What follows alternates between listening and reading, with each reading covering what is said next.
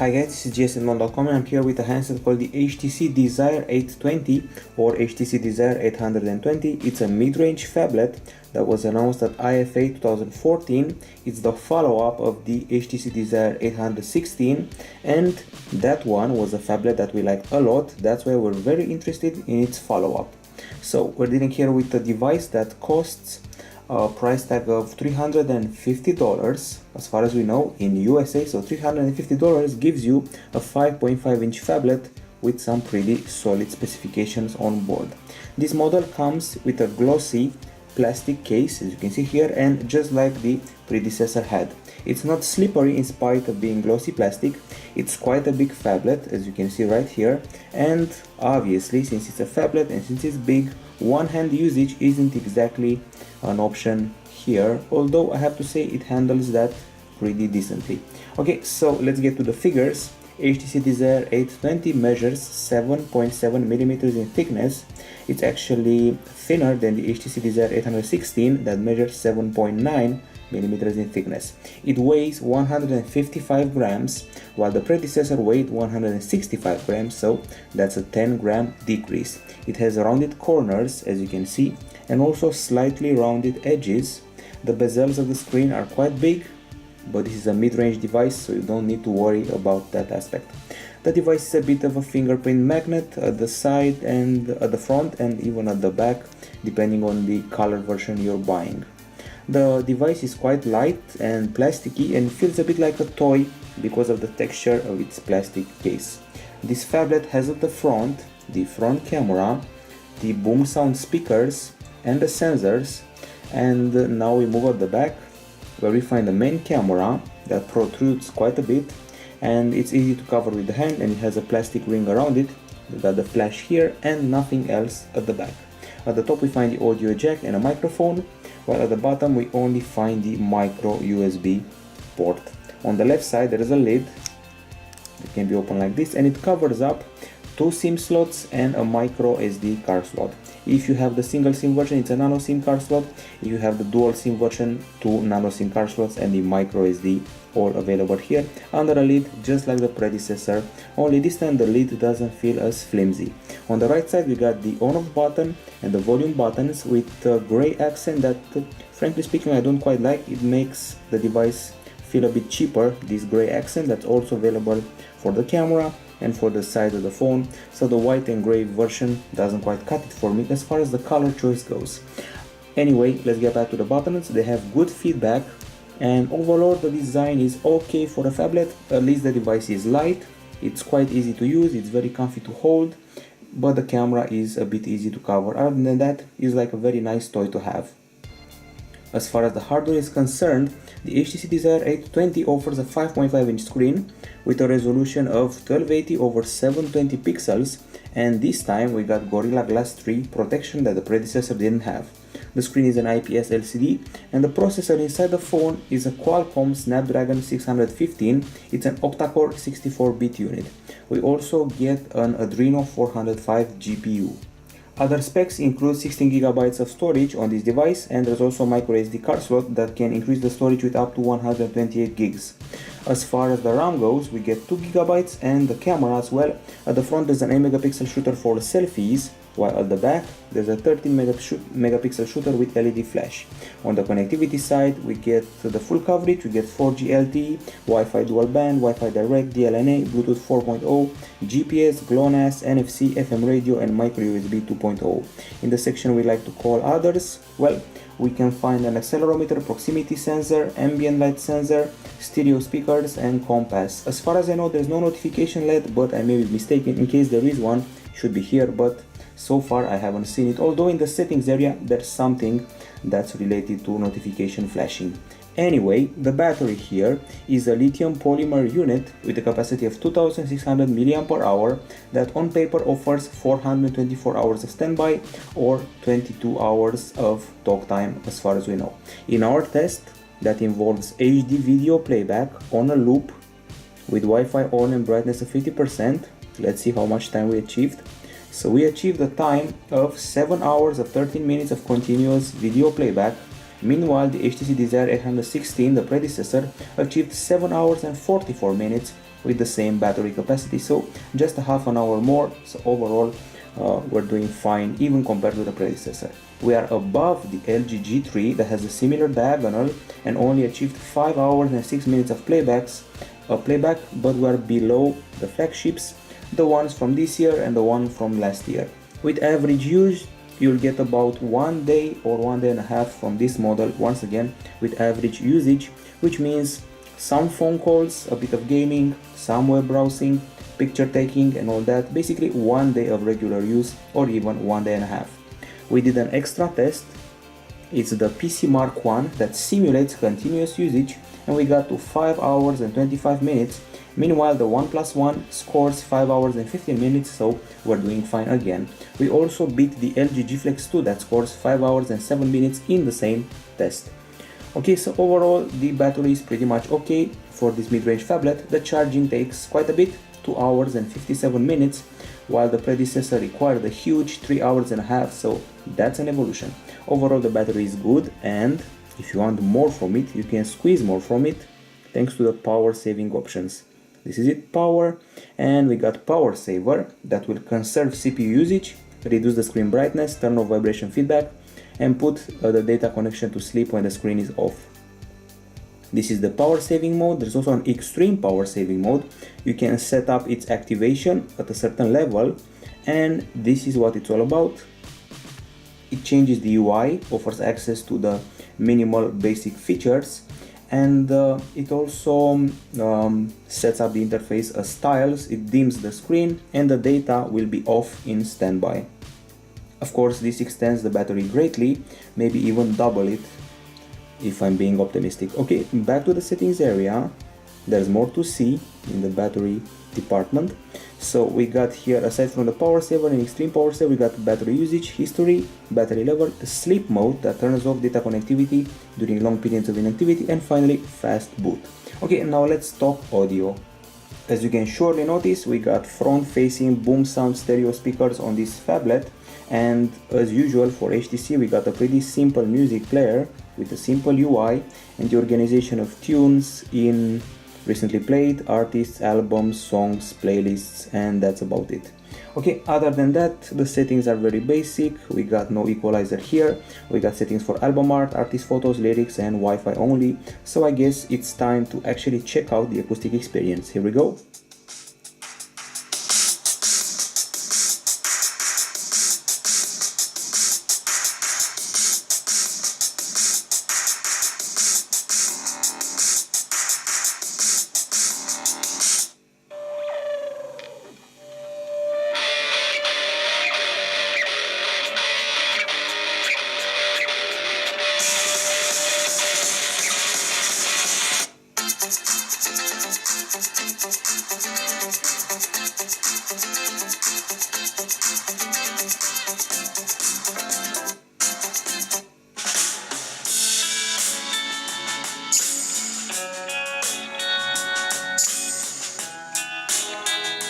Okay, now the conclusions. We got a cute visualizer, that's for sure. The sound is crisp, clear, pretty loud. We got good bass, a warm sound. There's absolutely no distortion or noise, even at high volume, and all the notes are heard just fine.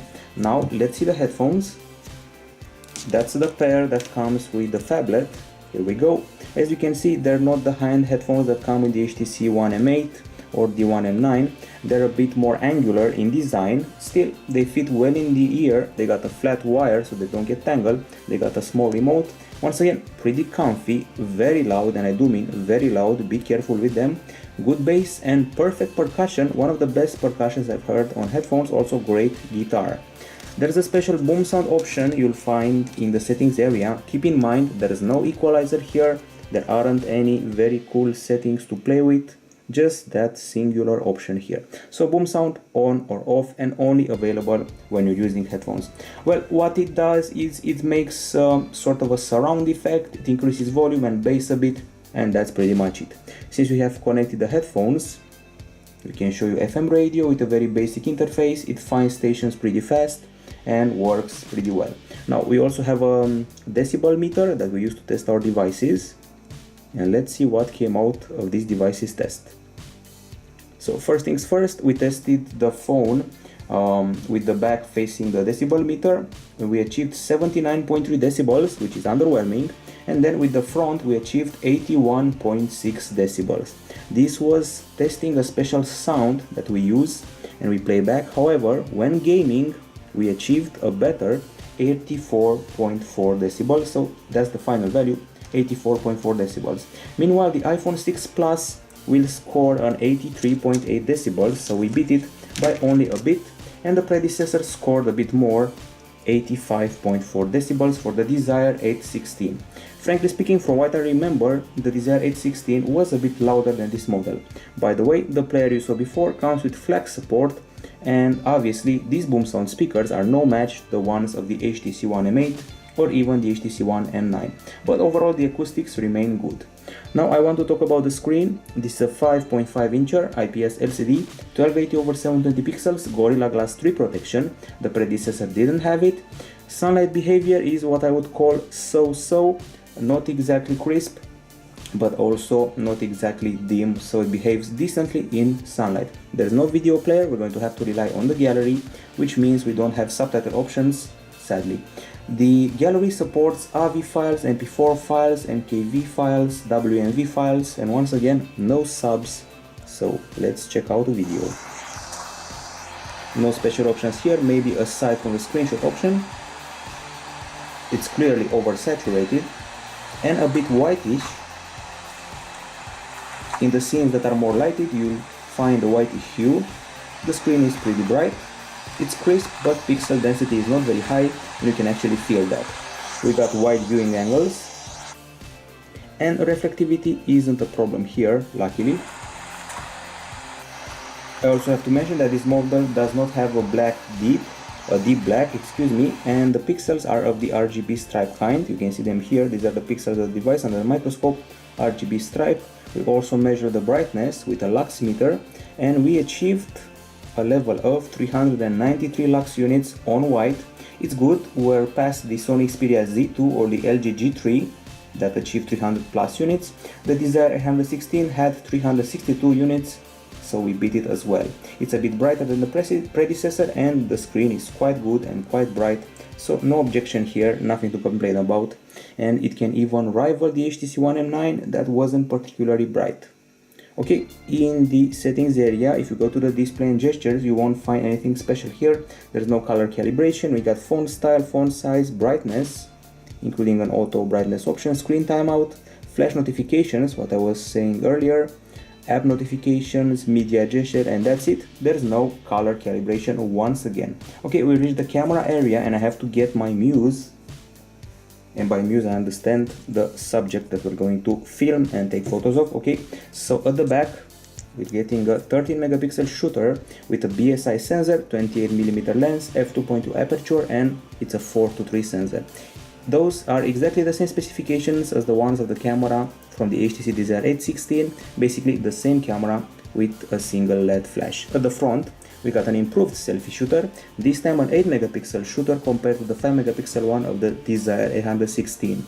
Now as far as the camera UI goes, here we go. Typical HTC. If you've seen a Desire device for the past year or so, it's exactly the same experience. Okay, so on the left side we got flash option, and at the bottom we can find the core options of the camera. We start off with the capture modes, a boatload of them, even more than the HTC One M9. So we got slow motion video, fast HD, which is basically full HD 60 frames per second if I'm not mistaken. There's auto capture, night, HDR, sweep panorama, anti-shake, manual mode, portrait, landscape, backlight, text, and finally macro. So a lot of options to play with. If you choose to select manual, you'll find a few extra options like white balance, exposure, ISO, shutter, and focus, every one of them being customizable with a slider that reminds me of an older Nokia Lumia PureView interface. Okay, there are also extra options at the bottom here. We got ISO again, exposure, white balance, and color effects to play with, quite a few of them, a thing for which HTC has been famous throughout the years. We continue the analysis with this area here where there are more settings. By the way, forgot to mention something. ISO goes up to 1600. So back to the options. We got the custom camera setup that we can save. We got crop, 16:9, 4:3 or 1:1, makeup level, and more camera options: auto smile capture, voice capture, touch to capture, lock focus during recording, continuous shooting, review duration, self timer, resolution. It can be 4224 over 2368 in 16:9 or 4224 over 3136 in 4:3.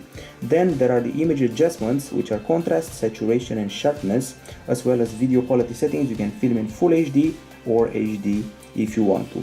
Other than that, let's see what else we got here. General settings, grid, geotag, shutter sound, volume button options, tips, reset, and that's pretty much it. On the right side of the interface, you can find the gallery shortcut, shutter button, video button, and the main capture modes, the main usage modes for the camera. We got obviously camera, selfie, split capture that uses both the front and the back camera.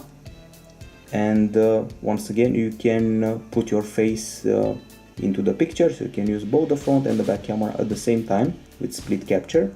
And then there's photo booth that will capture a series of selfies and insert them into a special collage like the ones you achieve in photo booths in airports or train stations. Then there is the selfie option that includes a beauty slider that you can see right here, removing your wrinkles or other imperfections. We got HDR and portrait as well. We got a timer, exposure, white balance, and some effects to play with, as well as options related to your selfies and even full HD selfie video if you want. Other than that, I have to say that the zoom is not exactly fluid here. It's slightly laggy, if I can say that, or maybe I'm just used to flagships nowadays. Also, the focus isn't exactly fast, and neither is the picture taking. Okay, so if you keep the screen pressed, you will be able to lock the exposure and focus, which is a feature that you already knew probably from other models. So let's actually take a picture of this castle and quickly analyze it. Here we go. So I would say that the level of detail is good, not excellent, since about the third zoom will show you that you lose some details. This is a mid-range phablet, so overall I'd say it's decent for the first impression, but let's get to the gallery and we'll talk more. So now let's check out the gallery of shots we've taken using this handset. As you can see, there's a lot of them, and I have to say it was a very sunny day and we have photographed a lot of flowers. Most of the shots were pretty much burnt because of the sun. When the sun met the flowers, the colors got a bit burned in the process. However, the green was quite good, and for the macros it was quite hard to focus in order to get a proper shot, but when we managed to do that, the macros were great. Everything captured here has good texture, and in the shade we got good colors. We also did some selfies, but more about that later. Once again, the reds didn't come out quite okay, but the blues were pretty much reasonable, and also the yellows were not very impressive. We got good texture and good colors in the shade. This is a selfie and the details are quite good. You can start zooming in a lot and you'll see that the details are good. This is the picture I mentioned before, the photo booth mode, and now back to the main shots. We have a bunch of colorful flowers here. This is the blue. As I said, the blue is captured okay, the green is also okay, but when we start to reach colors like red, things won't get as precise and accurate. Okay, so this is finally a good macro. This is a magnolia flower and the details are excellent, but once again you have to be careful about focusing in order to get a proper macro. Once again, a picture that has been burnt by the sun, you have to be patient with the focusing in order to get results such as this one or this one right here. This one is actually a very good shot because you can also see the other flowers in the background. Okay, even more shots of magnolias, and we proceed. As I said before, the reds aren't captured okay, they're very burnt by the sun, and that also happens to the yellow. And now we reach the HDR, so we got a regular picture here, and as you can see, the HDR tends to whiten it up. It adds a whitish hue on top of it, and we also did a second HDR later on. Once again, a burnt shot. You cannot even tell what color this flower is. more burnt shots of flowers. That's probably the keyword for the entire camera experience on a sunny day. Colors will be unclear and shots will be burnt a bit. A pretty clear picture here. Once you're in the shade, things start changing and quality increases. This time a good idea of HDR, so a regular shot and HDR shot. Basically the whole yellowish hue caused by the sun is removed thanks to the HDR, so that's pretty much okay. And then we got a series of cherry flower shots that are excellent. The pink is caught excellently by this camera sensor that did a fine job capturing those pink flowers. The images are usually crisp, detailed, good level of detail, and we also did a panorama that's pretty wide. The resolution is 9440 over 896 pixels, and we caught a lot of detail. There are no artifacts and the stitching was pretty much okay. Another problem that the camera has is that it cannot exactly catch moving subjects easily. So if a subject moves, it will become blurry, the image will become blurry. Okay, more shots here at the end, and we even use the camera at night. When you're using the flash, obviously the colors come out okay. However, if you capture a source of light, you'll see a halo effect happening, as you can see here, about 5 extra purple rays around the light. Anyway, this camera was not meant to be tested at night. We did that as an extra, but even then, if you use the flash, you'll be reasonably satisfied with the colors you will achieve at night. The conclusion regarding this camera is that if you're meeting a sunny day, you'll have problems with burnt pictures, especially the red hues. However, if you go into the shade and you're patient with the focusing, you can create some very nice macros. And as I said before, the quality of the selfie is very good. The skin texture, every skin detail, and even the background was nice using this 8 megapixel shooter. If you really want a comparison, I would place the back camera somewhere between the Galaxy S4 and the LG G2, and that's a pretty small margin. As far as the video goes, usually you'll film in Full HD, MP4, 30 frames per second, and about 20 mega per second bitrate. Okay, so video number 1. Let's turn up the volume. It's an MP4 Full HD file, it's crisp, with a pretty nice exposure change.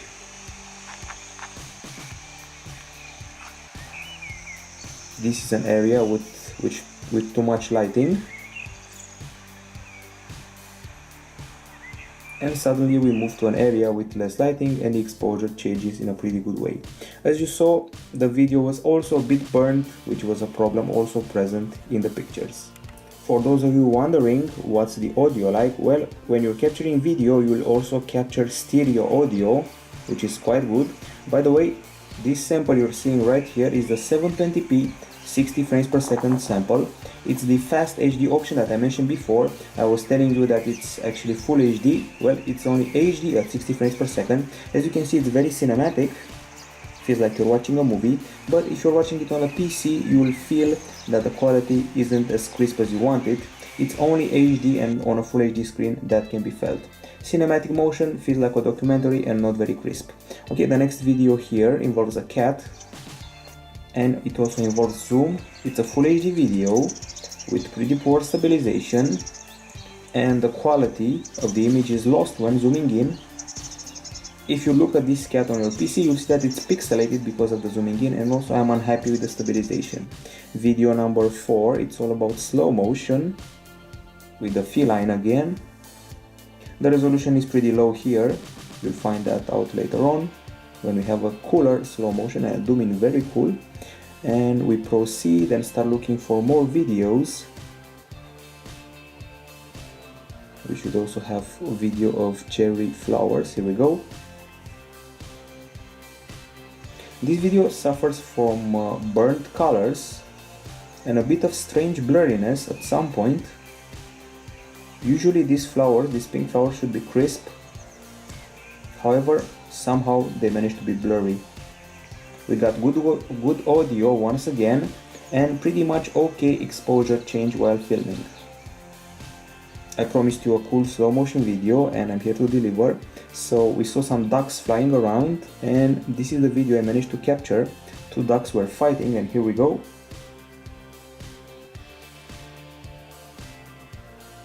That's pretty impressive. If it weren't with a poor resolution, 768 over 432 pixels, which is a bit underwhelming. We couldn't resist the temptation, and we also filmed at night. Don't expect anything great here. Of course, blurriness, yellowish hue, not clear image or colors, but once again it's a mid-range phone. This is only an extra test. We didn't expect it to look other than it does. Okay, so overall I'd say that the filming is not exactly on par with the photo capture. I expected a bit more. Of course, if you see this review and you check out these samples on this screen, they may look okay, but if you see them on YouTube or on your PC, you'll see that they're not exactly what you expect, even from a mid-range phone. The problem is that HTC has accustomed us with very good cameras, and this time we do have very good photos, aside from the burnt pictures. We do have very good selfies, but the filming, well, it only has good audio and that's about it. Okay, now we're done with the camera. Keep this in mind. Very good photos, colors so-so if it's very sunny, and very good selfies, while the filming would be better. Maybe we can upgrade in the future. As far as the editing is concerned, you can press edit and you can use effects, filters, frames and tools in order to change the look of your pictures. Okay, so now we're totally done with pictures and picture taking and editing, and I want to discuss performance. Performance involves temperature among others. So after playing 15 minutes of the game Riptide Gp2, we've achieved a temperature of 42 degrees Celsius, which is quite hot. It means the device, the phablet here, gets a bit hot, but not in any area that could affect your gameplay, and it won't burn your hand, that's for sure. So it gets a bit hot, but doesn't bother you. As far as the phone section goes, we got speed dial, we got special options for a large dial pad, we got block contacts, we got a bunch of settings to play with, actually a lot of them. We also have internet calling, smart dial, and this phone is able to use a special feature that allows it to ring louder when it detects it's in a pocket. Overall, the calls were pretty loud, very clear, have good signal, so nothing to complain about here. Now we're in the area of benchmarks. It was very hard for me to decide which handsets to compare this phablet to, so I simply went to the predecessor, the Desire 816, and the Galaxy Note 3, because I wanted to compare this to something superior to see how well it faces it, and finally the all-view X2 Soul handset, for the simple reason it has an octa-core MediaTek processor, and I wanted to see an octa-core Snapdragon faced against an octa-core MediaTek. Okay, so here we go.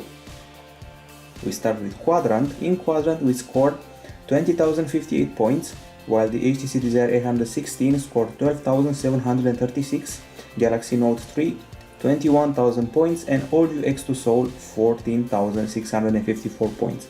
Next up there's Antutu with a score of 31,406 points, while the HTC Desire 816 had 21,272 and the Galaxy Note 3 35,725. The all-view X2 Soul 27,630, so overall I'd say we're doing quite fine. Nanomark 2.4 is also here, and in this test we scored 59.9 frames per second. The predecessor, the Desire 816, scored 58.1, Galaxy Note 3 60.3, and all-view X2 Soul 57.2. Then there's the Velamo test.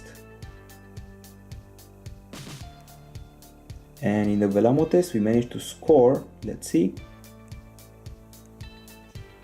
here we go, this is the HTML5 test I was looking for, 2390 points, while the predecessor had 1429, Galaxy Note 3 2884, so not very far, and finally all-view X2 Soul 2624 in the Velamo HTML5 test. 3D Mark is also an important test, we couldn't neglect it. In the iStorm Unlimited test we scored 9276, while the predecessor had 4832, so that's a big evolution, and the Galaxy Note 3 had a huge 19,000 points. Meanwhile, the all-view X2 Soul had only 7138. So this battle here is between a Snapdragon 615 octa-core accompanied by 2GB of RAM, a Snapdragon 400 quad-core of the predecessor and 1.5GB of RAM, the Galaxy Note 3 and its Snapdragon 800 and 3GB of RAM, and finally all-view X2 Soul with 2GB of RAM and an octa-core MediaTek processor. Okay, let's see the next benchmark now. Okay, so in Geekbench 3 we scored a pretty creepy number, 666 in the single core test and 2522 in the multi-core test, while the Desire 816 had 436 and 1416. The Galaxy Note 3 947 and 2987, and the all-view X2 Soul 445 versus 2464. Next up is the Gfx Bench Test. And in the 1080p T-Rex off-screen test we had 15 frames per second, which is very good compared to the predecessor, and it's 5.8 frames per second, while the Galaxy Note 3 had 22.8 and the All-View X2 Soul 8.7 frames, so I'd say we're doing pretty much okay. We didn't hesitate to test the speed of the device via Wi-Fi, 24 Mbps in download, 21 in upload. The predecessor had 21 and 22 and the All-View X2 Soul 12 and 19, so once again, very nice. There were also browser tests, like the browser marked here, 1461, and this is certainly better than the 625 of the predecessor, but lower than the Galaxy Note 3 and its 3000 points, also better than the All-View X2 Soul and its 818 points. In SunSpider, where the lower is the better, we had a pretty low score, 1452. We've seen handsets reach as low as 300 here, and the Desire 816 was actually worse with 1500 points, and the All-View X2 Soul is better with 1000 points. Finally, we couldn't help doing a basemark test, and this is it. Basemark X medium quality test, gaming performance score 10,351, and the HTC Desire 816 had only 7,200 points, so the evolution is pretty much clear. In the end, when we draw the line, out of the 11 benchmarks we performed, in 8 of them were above the all-view model, and in 11 out of 11 we triumph in front of the predecessor. Of course, the Galaxy Note 3 beats us in all the tests, but we're not very far from it. There is no lag in the interface, no matter what you're doing and no matter what tasks you're subjecting the phone to, and also games with 3D graphics run just fine, like the game Riptide Gp2 that we usually use as benchmark. Here we go, Riptide Gp2 right here.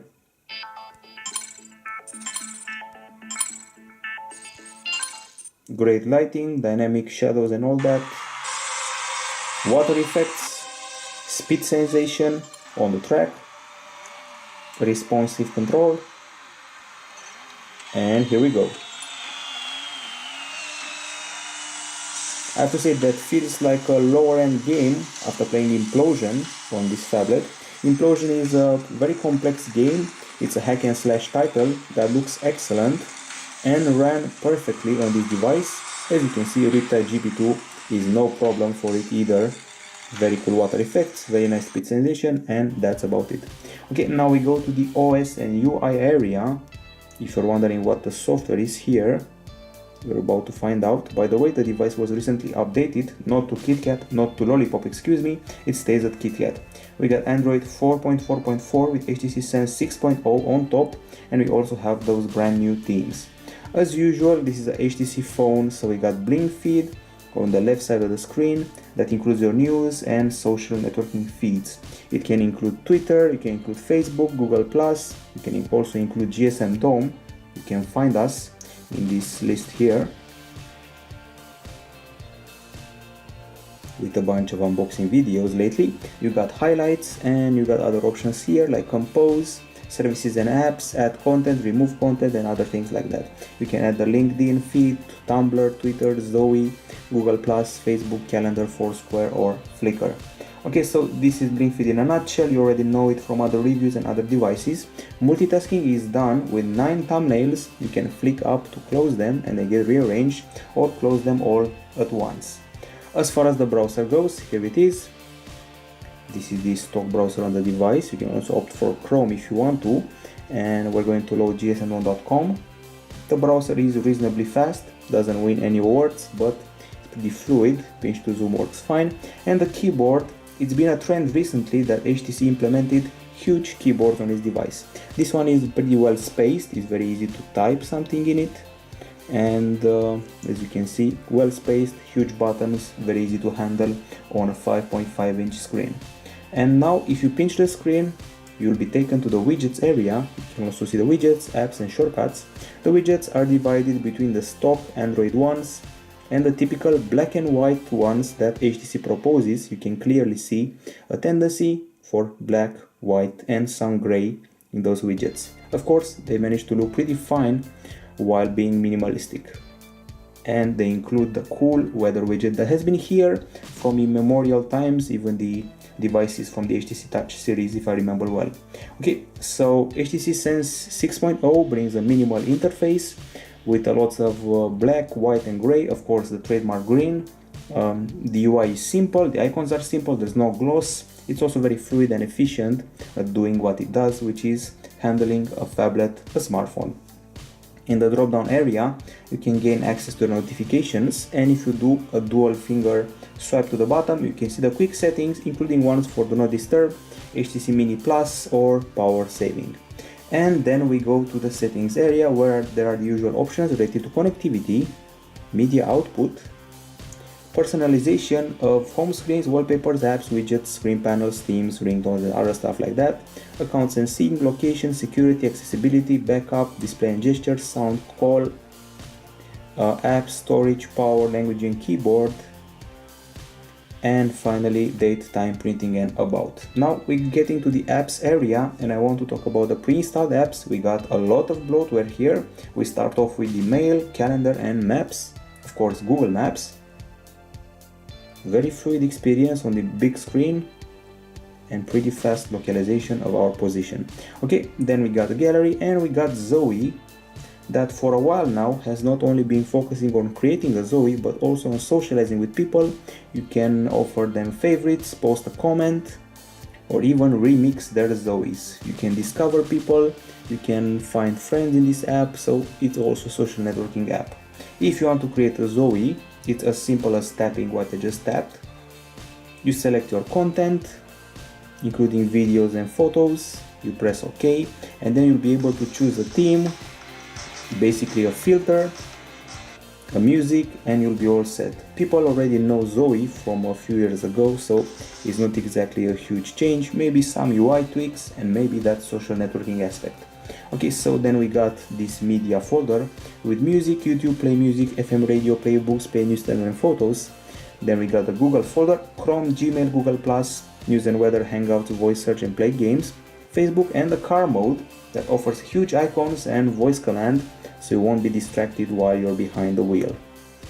Okay, we've also got clock, HTC guide, a kid mode powered by Zoodles, which we've seen on many other devices. We got people, Play Store, and a productivity folder that includes Scribble, Drive, Polaris Office, Internet and Tasks. Scribble is basically an alternative to the S Note from Samsung. You can create a birthday card, you can draw stuff, select a variety of colors, a variety of tips for your pen, and you can even insert content, a web content, new note, insert a picture, template, and even play with some stickers, some pretty funky stickers for that matter. Okay, so Tasks is your basic task managing application with reminders included. We got stocks, we got tools like calculator, flashlight, weather, voice recorder and parent dashboard. We got the file manager, and the list goes on and on. We got HTC backup, HTC.view, power to give, which is a very interesting thing. Basically, you can offer this device up to be part of a network that will process things like curing an incurable disease or a project that may save the world someday. So that's power to give. You offer a bit of your processing power to a big network in order to cure diseases and do some research. Then we got Nokia here. I cannot guarantee this was pre-installed on the device. I found it on this device, so I'm guessing it was pre-installed. Nokia here has become very popular on Android lately. It works like a charm. It offers offline downloads, very simple interface, the maps are very well done, and these are the layers, map, transit or traffic, with pretty good updates. Okay, then we got themes, which comes straight out of HTC One and 9, allowing you to customize or choose your experience. You can either download one from this store, including an Avengers theme, so that's cool, or make your own. You start from a picture, you draw its basic colors, and then you can create a theme. So if I want to go to the camera shots, pick this cherry flower, it can become my main theme for the phone. and I can upload it to the store so other people can download it as well. And that's how the icons will be customized as well, starting with this as a main template. So how cool is that? A lot of pink, a very girlish theme. It understood what the pink flower is all about. So overall I have to say that there's quite a bit of bloatware going on here, a lot of apps eating into your internal memory, and now it's time for the verdict. This is a phablet, it's a comfy phablet, it's comfy to use, comfy to hold in the hand, and comfy to play games on and watch videos. It has an okay battery, good BoomSound speakers at the front, and also very good headphones. We got a bright screen, brighter than some of the flagships from last year. We got good macro shots taken by the camera. Also a very good selfie cam up front, lots of main camera options, and the device is able to run new games like the previously mentioned Implosion. That is a very complex title and still works perfectly on this device. We got good benchmarks and a very nice user interface, typical for HTC. Okay, now on the con side, those were the pros, now here are the cons. We got an oversaturated display that behaves so-so in sunlight. We got burnt pictures when facing powerful sunlight. A bit underwhelming video capture, and the device gets kind of hot during games, but only kind of, and not in areas that will bother you. Also, I must mention the bloatware and the fact I don't like these gray accents in the button area and in the camera area. These gray accents are not to my liking, but other color versions may suit the phone better. So overall, burnt pics, oversaturation of the screen, and video capture are the main drawbacks. Now, if I were to give this device a grade, well, the grade is 9 out of 10 for design, and the grade is 8.8 out of 10 for hardware, and finally 9.3 out of 10 for operating system and user interface. The final grade is 9.03 out of 10. This is a very good selfie machine, it's a very good music listening machine, and it's a very good gaming device as well. I just mentioned playing 2 or 3 games on it. The games are very fluid, the screen is excellent for gaming and for videos. The format is also very friendly for gaming and videos. And aside from some of the camera aspects, some of the main camera drawbacks, it's a pretty good phablet to play with. The price is also pretty good, and aside from a few flaws, I have to say HTC did a fine job offering us a good successor for the HTC Desire 816 that was an excellent device last year. There are times when I feel that the camera of the predecessor was just a bit better, but at least we have the selfie shooter that's improved. So HTC Desire 820 gets a 9.03 out of 10 for gsndom.com. Bye bye.